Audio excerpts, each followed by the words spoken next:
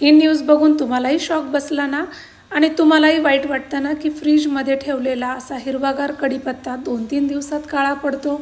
पण आज मी तुम्हाला अशी एक जबरदस्त ट्रिक सांगणार आहे की ज्यामुळे आपला कढीपत्ता कमीत कमी 1 महिना ताजा राहील. सर्वात आधी कढीपत्ता निवडून घ्या. पिवळी किंवा खराब झालेली पानं काढून टाकूया.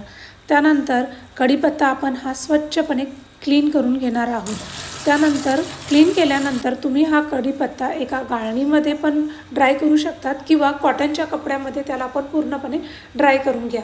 आता यामध्ये पूर्णपणे ड्राय करायचे नाही आहेत, आपल्याला थोडंसं मॉइश्चर हे ठेवायचं आहे. आता एक एअरटाईट कंटेनर घेऊन आपण त्यामध्ये हा कढीपत्ता स्टोअर करणार आहोत.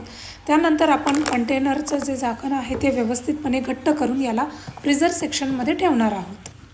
2 ते 3 तासानंतर तुम्ही चेक कराल तर या कढीपत्त्याला आईसची कोटिंग आलेली असणार आहे आणि अगदी आवाजावरूनच तुम्ही अंदाज घेऊ शकता. कढीपत्ता हा फ्रीझरमध्ये ठेवल्यामुळे काय होतं की त्याला आईसची कोटिंग येते, त्यामुळे हा कढीपत्ता साधारणपणे महिनाभर तरी अगदी ताजा राहतो.